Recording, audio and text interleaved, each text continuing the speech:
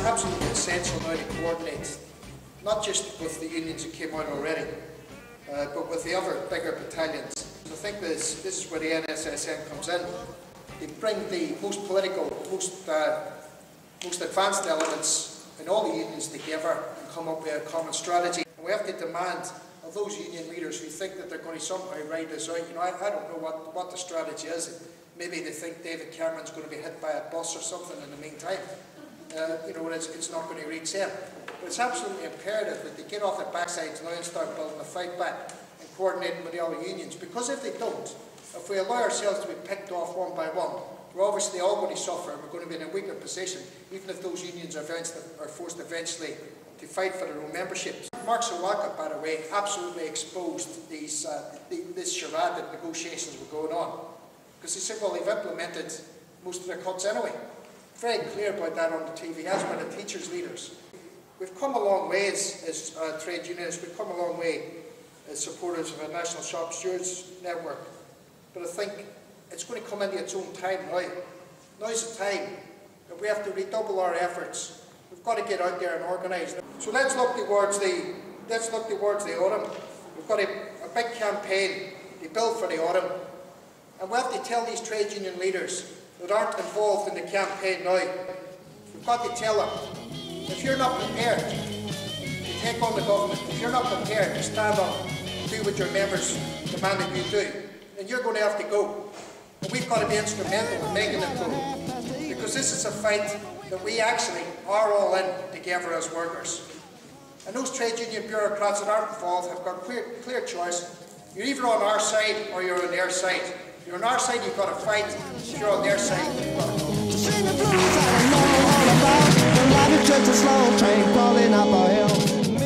In the meantime, we get at a conference when we're having this massive heated debate, and this is the 2 points I'm leading to, we get Ed Balls invited to address our national conference. And, you know, I can't believe, well, I should believe it, shouldn't you? He addresses the conference, he does his bit about slagging off the Tories. Never mentioned once that if a Labour Party was elected, they would renationalise Royal Mail. Never mentioned it once. And then started questioning, which I thought was a bit rich, the tactics of other trade unions in a trade union conference. So, you know, there's no cavalry coming. And, you know, I sometimes have this debate with people you talk to. And this is this, you know, what Cameron and the rest of them are doing is horrific. It is absolutely horrific. But you don't blame them. They are absolutely consistent. When they come into power, they look after their group of people, attack the trade unions, attack the working people, attack anyone they want. 13 years of the Labour Party has put us, in my industry, in the mess that it's in. The lack of what that government done and allowing those privateers to come in and destroy my industry, because what they've done in Royal Mail, they've privatised the workload. That's why the business is skint. It's delivering the same amount of mail with the revenue on the floor. And we hope that we have set out along that way. I had to check my diary. It is only 2.5 weeks ago that it was June the 30th, where we had a fantastic show of strength, and I'm sure everybody here will have participated if they can in some way and appreciated what a fantastic show of strength it was. That we estimate that around the country there were at least 70 rallies, some obviously perhaps the biggest here in London, but others in small towns across England and Wales, with perhaps over 80,000 people participating. And of course it wasn't just the action and the number of schools closed, it was the fact that the government ministers simply could not answer and cannot answer the arguments that the unions are putting forward against the attacks on our pensions. They cannot answer the fact that even from their own figures that the costs of public sector pensions are already set to fall. And it's clear to anybody, you don't have to be a maths teacher to work out that if the costs of pensions are already set to fall, and yet they want teachers and other public sector workers to pay in more, that something doesn't add up. And what's been clear out of the negotiations is what we suspected all along.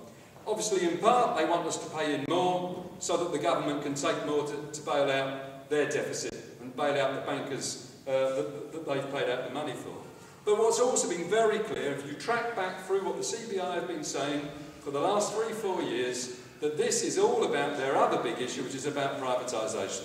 And what has come clearly out of the talks is, well, if we can get the public sector workers to pay in more, then the employers have to pay in less. So a situation whereas at the moment in the teachers scheme, teachers pay about 6% and the employers have to pay about 14%, that what the sums are looking like, teachers have to pay more like 10% and then the employers will only have to pay 10%. So less money, and of course all of those sharks that are circling around the public sector looking to take over privatised public services will be able to make a killing because they'll no longer be having to make those pension payments. And of course it's also linked to cuts. It's all about trying to attack us in various different ways and make us pay the price for a crisis that we didn't cause. What we've got to do is to bring everybody together. Now what we did set down at the NUT Executive last week, shortly before we all go off on our holidays, I know, so we had to make the plans this week, is that we are very, very clear that we are building for further action in the autumn. There is the complicated timing yet again of teachers' holidays, that there are both the last weeks of October in various parts of the country are the half-term break. So I would say it's most likely a day that we might be looking at in early November as the next day for national strike action. Obviously that has to be discussed with the other unions to arrive at the best date. That we will also, to try, in that in-between time, we want to go for a mass lobby of Parliament in October. We are looking to actually use the ballot to mobilise people for that lobby so that we can get a teacher from every school in the country, that's our aim, to have a mass demonstration on that day and give one final warning to the government that if they don't back down, then we will be there with that national action shortly after.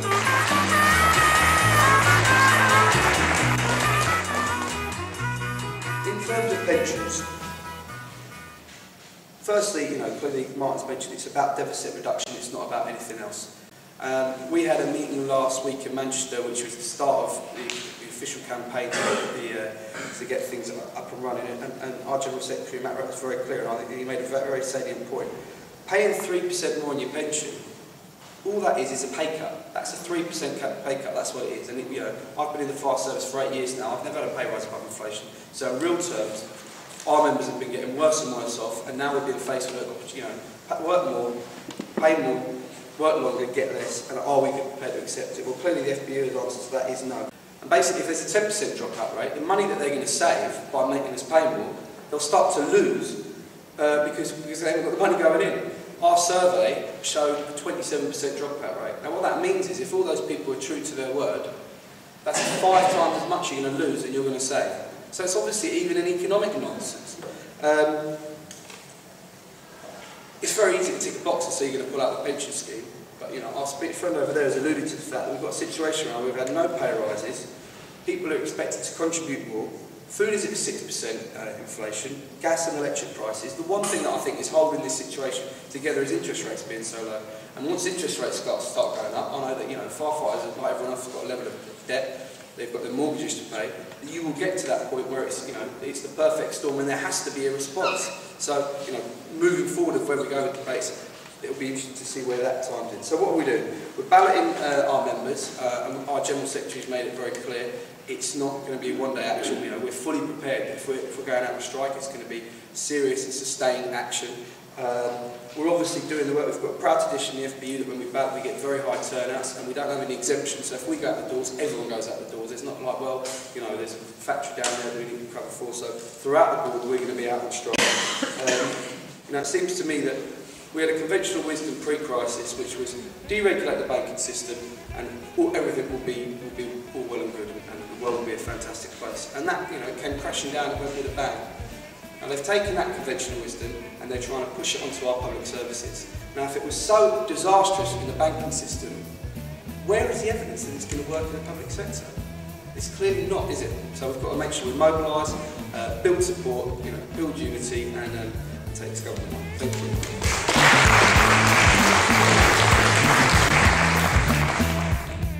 I welcome very much the chance to speak, as I do at every opportunity with the NSSN, because it has got a critical role to play, promoting rank and file trade unionism within individual unions, promoting links between unions at the rank and file level, about promoting the idea that unions have got to be accountable to their members, officers, and anyone elected has got to be held accountable. And yes, part of it is challenging those that aren't prepared to represent. But last, but certainly by no means least, fundamentally, it's unions that are prepared to speak and act, confronted as we are. I think, as all the speakers have said, the biggest attack that we've seen on working class living standards since the 20s, arguably.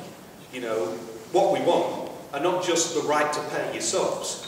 We want unions that are prepared to speak and act on behalf of their members. And even just a little example of that, from a PCS perspective, is that since the action on the 30th of June, we've had 2,500 membership application forms last week alone.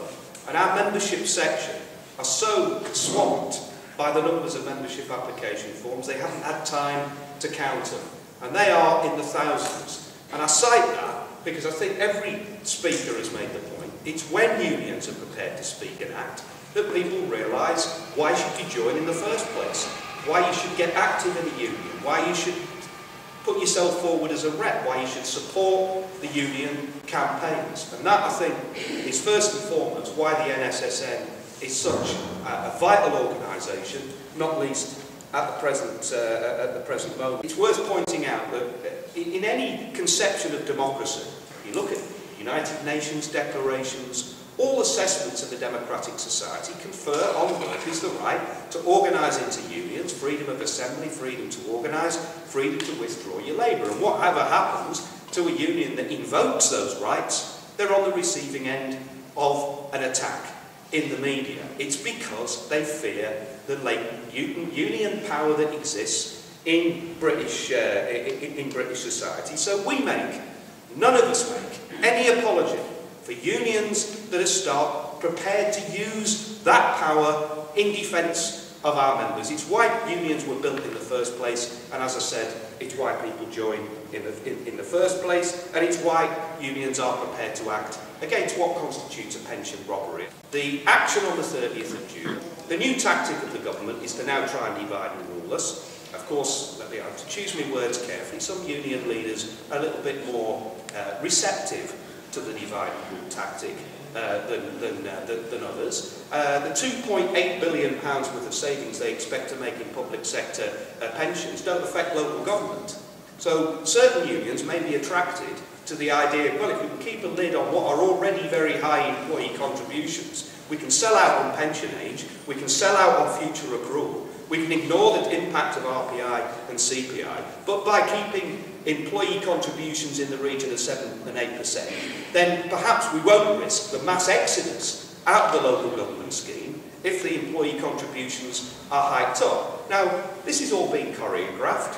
You know, this is being choreographed with the government. Have no doubt whatsoever. This is the new tactic to divide and rule us. And yet, I think, as every speaker has made clear, the action we've taken on the 30th of June, wherever you work in the public sector, you're going to be asking the question, why in October is my union not taking action in conjunction with our brothers and sisters across the public sector?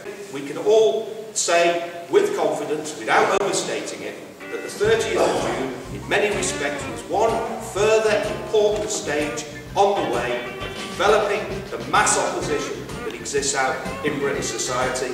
And I'm sure all of the unions on this platform and the NSSN will play a pivotal role in making that happen.